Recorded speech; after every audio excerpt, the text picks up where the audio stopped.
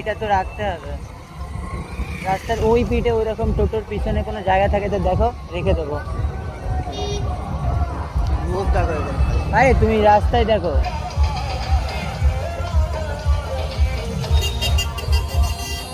এ মামলা, এই যে তোমার ভিডিও আছে।